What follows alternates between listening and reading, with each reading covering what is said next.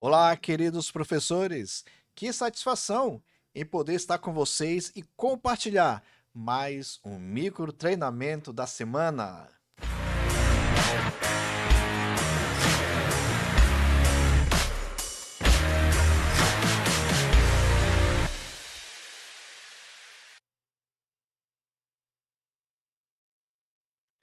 Queridos professores, o micro treinamento da semana foi trabalhado com muito carinho. E eu gostaria então de anunciar o título do micro treinamento da semana: Treinamento de segurança durante as aulas do seminário e instituto. Queridos amigos, nós vamos estar falando de algo tão importante que eu gostaria que vocês pudessem ficar atento. Porém, eu gostaria de fazer um convite especial a cada um de vocês. Não fiquem muito assustados, com medo, entrar em pânico com o que eu vou estar passando para vocês. Fiquem tranquilos, é só algumas orientações. Então vamos lá. Eu gostaria então que possamos pensar na seguinte coisa: a segurança durante as aulas do seminário e do instituto.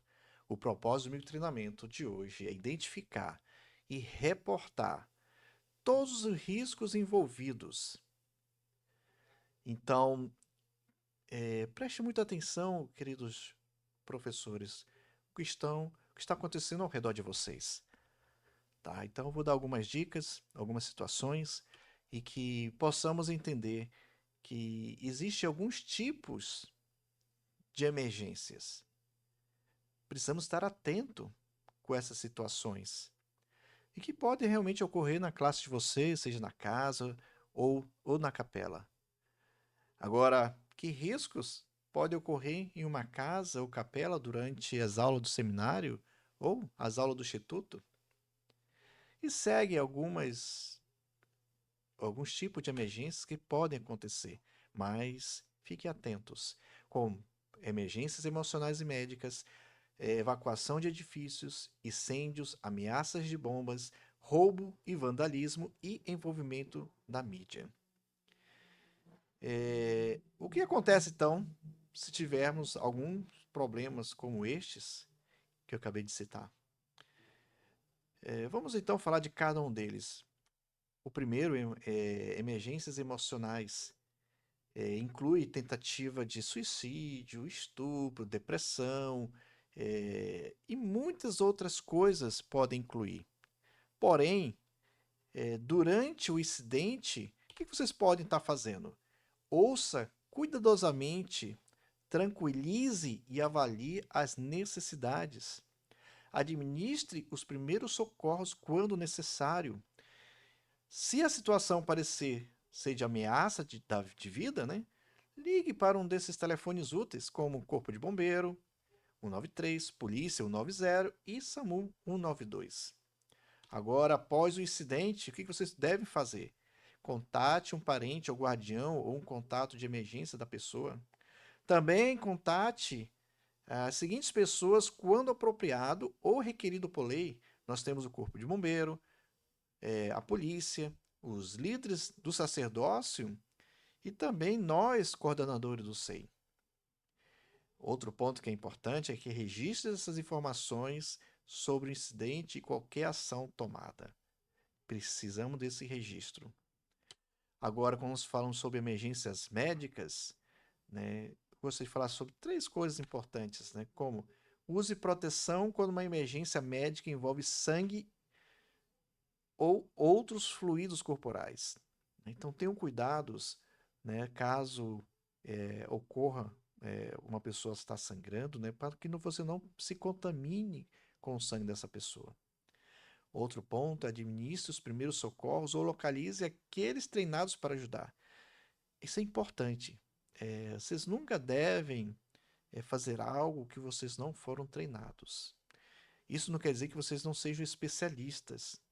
De repente, vocês devem ter algum treinamento na empresa.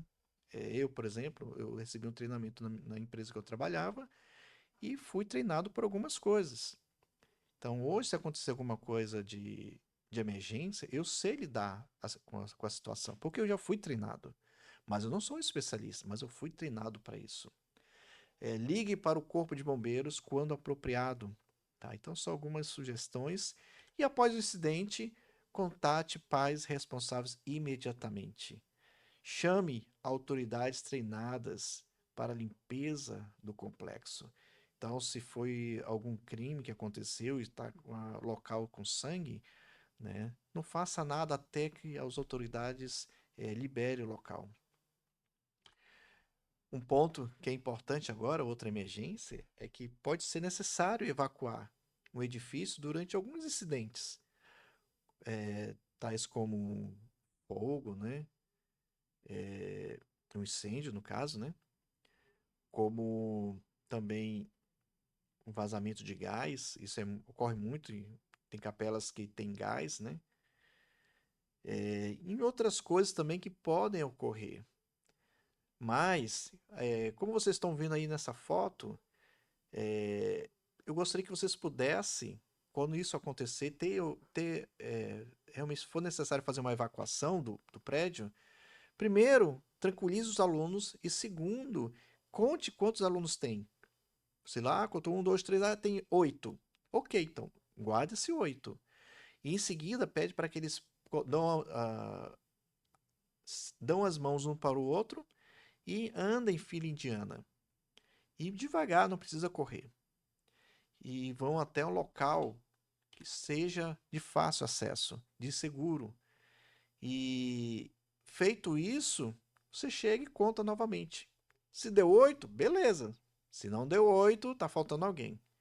É mais fácil contar do que você memorizar os nomes na hora.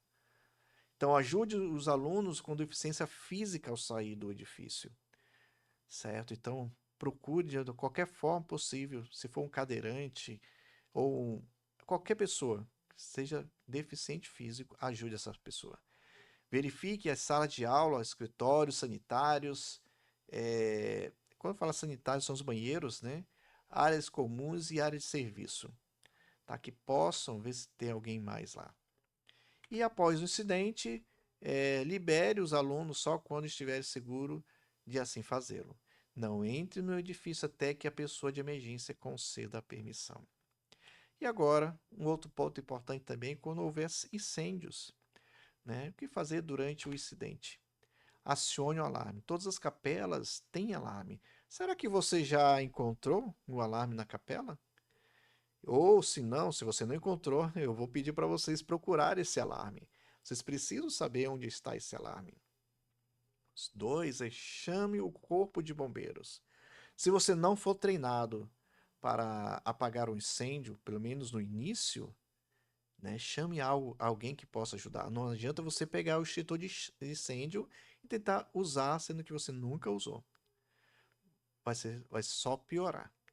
Então, é, ajude essas pessoas, procure essas pessoas, ou então realmente ligue para o corpo de bombeiros. Calmamente, retire os alunos e outros para uma área segura pré-designada, como falei na evacuação de edifícios, né? Agora, o que acontece após o incidente? Mantenha os alunos em um lugar seguro. Não entre no edifício até que o pessoal de emergência conceda a permissão. Esse é um ponto importantíssimo. Agora, outro ponto é ameaças de bombas. Esteja atento a objetos ou pacotes suspeitos. Não toque ou mova qualquer objeto estranho ou não familiar. Contate o corpo de bombeiros pelo número 193. Abra as portas e janelas antes de sair. Faça isto quando você começar a evacuação. Evacue os alunos e outros para uma área pré-designada. Isso é muito importante, né? Vocês não precisam ficar paranoicos, né? Mas, se vocês percebem que tem algo estranho na capela, não tente remover. Se você tem certeza que aquilo não pertence aos seus alunos ou em algum local de alguém próximo, não mova. Aguarde. Ou então já liga para o 93. Agora, sobre um ponto importante também, sobre roubos e furtos. Não existe métodos perfeitos ou infalíveis para evitar essas situações envolvendo roubos e furtos, mas existem algumas medidas e providências que podemos adotar para dificultar ou impedir a ação dos roubos. Existe uma diferença entre roubo e furto. Furto, de acordo com o artigo 155, quer dizer subtrair para si. Porém, não é mediante uma grave ameaça à pessoa. Já no roubo é diferente, que se encontra no artigo 157, é quando você subtrai uma coisa para si mesmo ou para outra pessoa, mediante uma grave ameaça ou violência à pessoa, né? Então, roubo é quando você tem uma ameaça ou a violência a uma pessoa. Isso é roubo. Quando é furto, é quando não envolve nenhuma pessoa, só mesmo o objeto da pessoa. Então, existem algumas coisas que nós precisamos estar atento. Por exemplo, não deixar objetos de valor em locais onde possam ser facilmente subtraídos. Na capela, você sabe que existe muitas pessoas que não são membros da igreja, que principalmente quando vão jogar as bolas ou algum conhecer até a capela mesmo. Então a gente precisa ter muito cuidado onde deixamos nossas coisas, né, nossos objetos, e ajudar nossos alunos também a entender isso. Então desenvolva campanhas educativas, né, junto aos alunos sobre como proceder durante um assalto, por exemplo, né? Vocês sabem que durante um assalto não se deve reagir a qualquer situação de risco, não reagir. E no caso de furto de objetos em sala de aula, ter muita cautela para não expor a classe toda ao constrangimento, né? Se possível, peça para os alunos sair da classe, né, da sala, né? E reviste ali as bolsas. Se você encontrar o objeto que foi furtado, não aponte o dedo para a pessoa, mas simplesmente deixa as pessoas ir embora e, sem ninguém perceber, converse com aquele jovem que furtou o objeto. Certo? E o próximo ponto é comunicar à liderança sobre o ocorrido e pedir orientações sobre o que fazer nessa situação. E caso seja algo grave, chamar a polícia e registrar o boletim de ocorrência, caso alguém entre na capela, né, ou na casa, entendeu? Precisa fazer um boletim de ocorrência e relatar para nós também, coordenadores, e também para o seu líder local. Sobre vandalismo durante o incidente, existem algumas coisas, né, como perturbações, inclui brigas, violência de gangues, reféns e outras coisas que podem ocorrer dentro do local. Qualquer situação hostil que coloca os alunos em um ambiente perigoso, né? Então, algumas coisas nós podemos estar atento, como ligue para a polícia ou corpo de bombeiros, seja cauteloso com que é, com, seja cauteloso com quebra de janelas, fique longe de janelas exteriores, proteja as entradas do edifício, só evacue se necessário. Se houver necessidade de aproximar-se da confusão, faça-o em grupos, ou seja, se for algo para conversar com a pessoa, com um grupo, não vá sozinho, vai com mais alguém com você. Não use força física ao confrontar alunos ou estranhos, ao menos que você seja fisicamente atacado. Se possível, tente acalmar e estabilizar qualquer situação hostil por diálogo, né? Então, tente conversar. Isso durante o incidente. E após o incidente, o que vocês podem estar fazendo? Tenha certeza que todos os estudantes ou os alunos estão contados e em um lugar seguro. Então, telefones úteis: Corpo de Bombeiros 193, Polícia 190 e SAMU 192. Agora, um outro ponto que é o último é o envolvimento da mídia. Na maioria das áreas, a mídia está atenta às chamadas de emergências e pode vir a investigar. Algo que pode ter acontecido na capela, a mídia vai querer fazer entrevista e divulgar o que está acontecendo. Então, o que fazer quando isso acontece, né?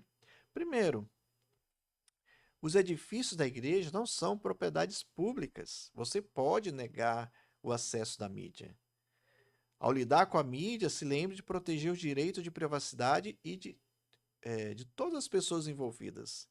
Sempre que possível, transfira as perguntas da mídia para as autoridades civis no local. E lembre-se de que a declaração "eu não sei" pode ser sua melhor resposta. É menos provável que cometa um erro ao responder "eu não sei". Queridos jovens, queridos alunos, queridos professores, é, não fiquem muito nervosos, muito tenebrosos, o que pode acontecer lá na frente. Mas só fique atento, tá? Esse treinamento é mais para que nós possamos ficar atento. E para finalizarmos, eu gostaria de fazer uma pergunta para vocês.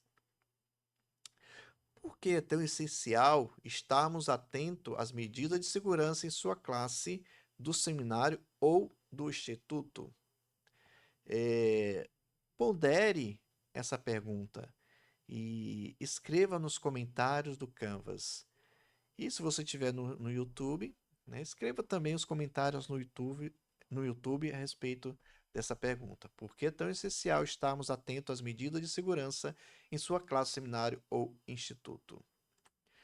Queridos amigos, muito obrigado pelo tempo de vocês, pela dedicação, pela oportunidade que vocês têm em trabalhar com essa juventude tão maravilhosa. Eu amo trabalhar com a juventude da igreja. E eu tenho certeza que vocês também amam o que fazem. Parabéns. E eu sou muito grato por terem vocês como professores do seminário ou do instituto. Tenham uma excelente semana e uma ótima experiência durante as suas aulas. Até mais, meus queridos amigos.